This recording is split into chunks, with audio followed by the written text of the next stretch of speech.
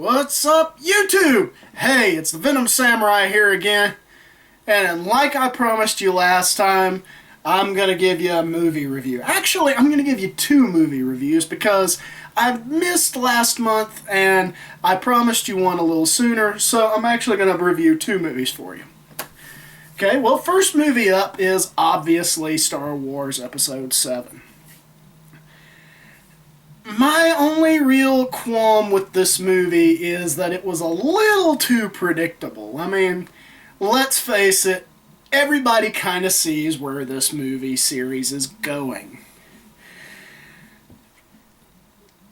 It's not bad. I mean, don't get me wrong. It's still very well done. J.J. Abrams did a hell of a job, bringing to life the wonderful world of Star Wars, but really, they're not doing anything new with the story.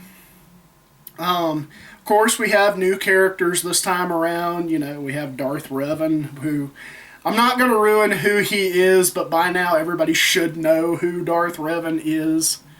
Or, no, wait, I'm wrong. Kylo Ren, I'm sorry. I'm thinking of another Star Wars. I'm thinking of Old Republic, so I'm sorry about that. Kylo Ren. Everybody knows who Kylo Ren's gonna turn out to be.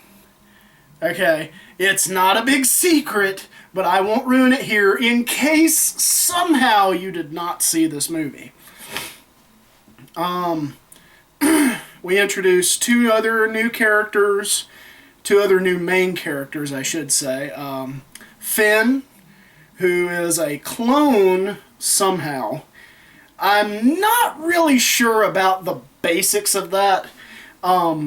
Essentially what I'm gathering is that the clones in this are basically clones of other characters from the Star Wars universe, because this does take place 30 years after the originals, so timeline-wise, they match up. And we also have our female character whose name I can't quite remember right off the bat. She's gonna be our... I guess the easy way to say it is she's gonna be our Luke Skywalker for this season, for this series of movies, for this trinity of movies. That being said, I like that. I like that they are basically going the route of, ooh, this time we have a female protagonist instead of a male protagonist. It's not a member of the Skywalker family. I'm sorry. I'm going to go ahead and say this right now. If the whole damn movie series revolves around the Skywalker family, somehow this girl's gonna turn out to be related to the Skywalkers. I don't even care if she's like a cousin or something. She's gonna turn out to be related to the Skywalkers. It won't be in this movie, it won't be in the next movie, it won't even be in the next... It probably will be right at the end of the damn last movie in the series. Okay, because there's gonna be 3 more movies. Or there's gonna be at least 2 more movies, excuse me. Because they're already talking about Episode 8. There's going to be an Episode 9 because they have to finish the last 3 stories. Because the original series was 9 books. This will be the 7th, 8th, and 9th book. Now, that being said, the visuals in this movie are amazing. They picked great locations, great special effects. Everything feels like it's a lot older. It feels like it's a lot more... It doesn't feel so Abram-esque, I guess would be the word to use. Love that they brought a lot of the original cast back. Of course, Harrison Ford returns as Han Solo. He's still as Harrison Fordy as ever. He plays Han Solo to the hilt, just like always. Chewie is back, of course. Peter Mayhew playing Chewbacca was really, really good. Of course, we know that Luke's going to come in at the end, and I gotta give thumbs up to Disney on that. They actually found a way to make Luke look older, but more like Yoda old, not Anakin Skywalker old. We aren't going to see him get CG'd into a younger version of himself, hopefully. Hopefully they won't be going back and recutting these movies. They've done that with pretty much all the other movies. Hopefully we won't get that this time around. What else can I say about Star Wars Episode 7? Well, if I have to give it an overall rating, this is something new. I don't usually give an overall rating for movies, but I'm gonna try to do that for you this time around. And I'm gonna use just a 5-star system right now, because once I get a little bit further along, I might add more stars and more depth and everything to it. But for this, I'd give it a 3 out of 5.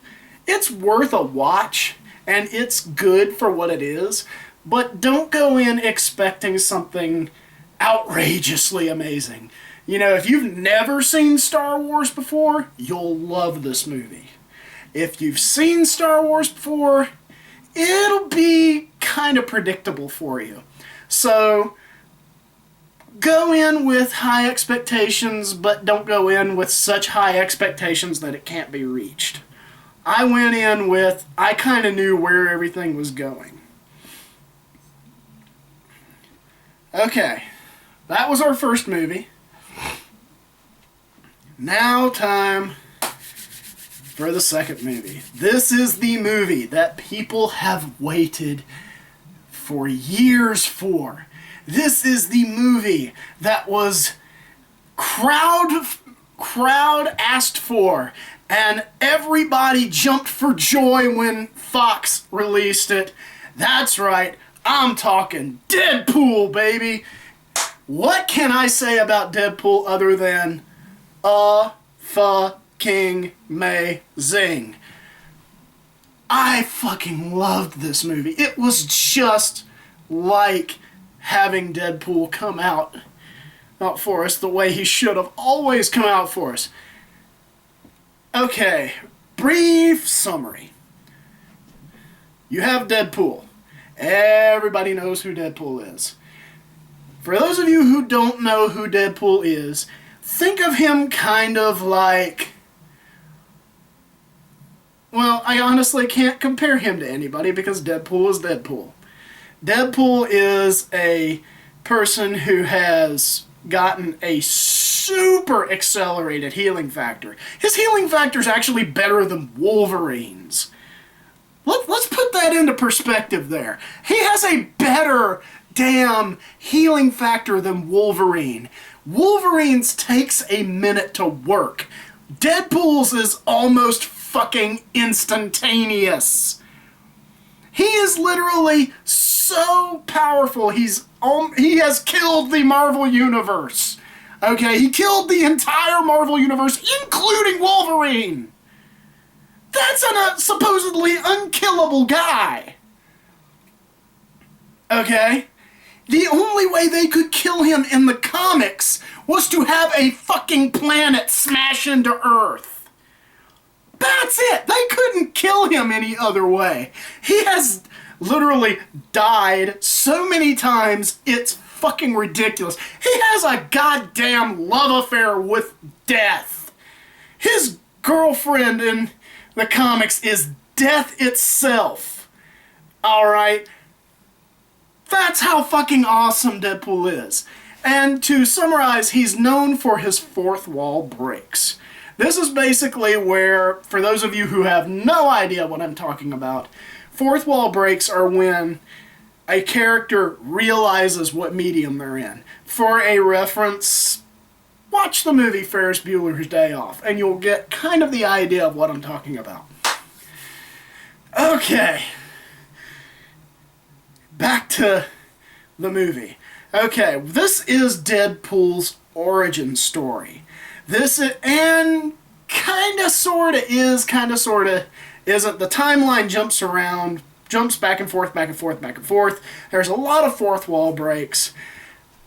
Boils down to, we get the origin story of how Deadpool got his powers, according to this movie. which is very much close to the comic.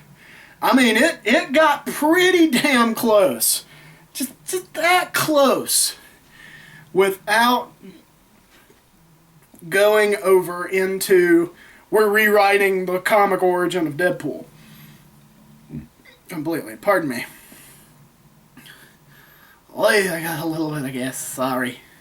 But anyway, back to the story. So we're cutting between that origin story and Deadpool actually going after the guys who have kidnapped his girl. Okay? He's, we've got Colossus in there. You've seen him in the trailers. You've got Negasonic Teenage Warhead, who I fucking love. I love her character so much. And just the interaction between her and Deadpool is just great. Of course, you have the villain Ajax. You have angry Rosie O'Donnell over there. I don't know her name right off the top of my head, sorry. I wasn't really paying attention to her actual superhero name or supervillain name. I was just paying attention to how awesome Deadpool was in this. Ryan Reynolds, sir, you are the best person ever to play Deadpool. Nobody else can play him. I will be honest with you folks. Ryan Reynolds actually went back and signed a contract saying that he would not play any other superhero but Deadpool. He loves this character that much.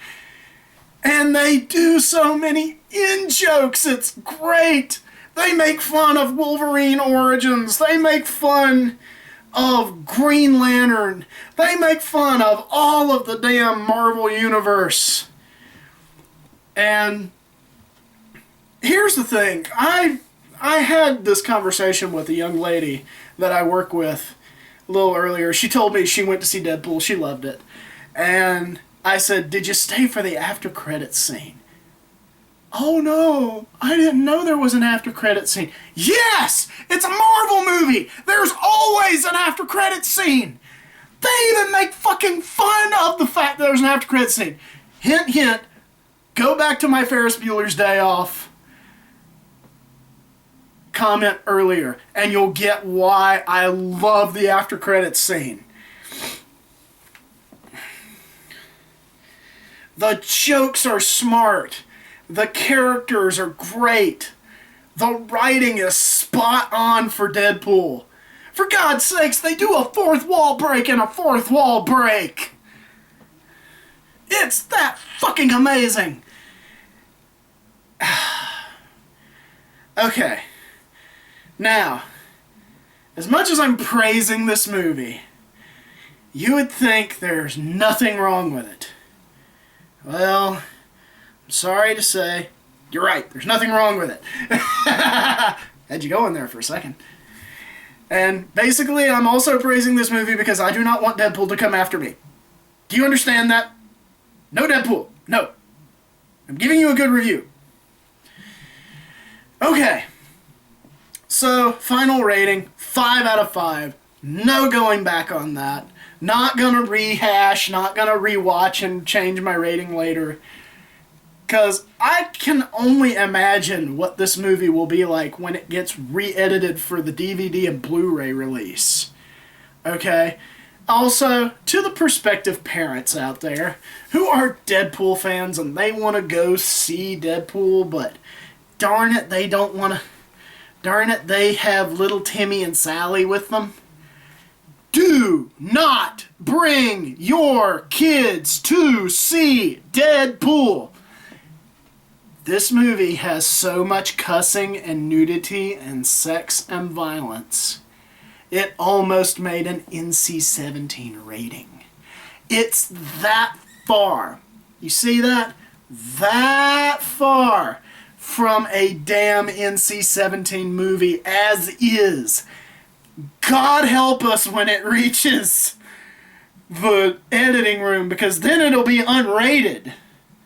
Do you understand that? It will be unrated, which means that 17-year-olds are the only ones who will be able to buy the movie, technically. So, my final rating, 5 out of 5. No going back on that. Absolutely loved the movie, loved the character of Deadpool. He is one of those characters that you just can't help but either really love him or really hate him. And I fall into the really love category. I can't wait for the sequel that they said's already been greenlit. It's broken records across the board. I mean, this movie is a must-watch this year. And we've got so many of those this year. We've got Batman vs. Superman, X-Men Apocalypse, Suicide Squad. And there's another movie that they actually advertised, with Deadpool that I'm interested in, which is called Hardcore Harry.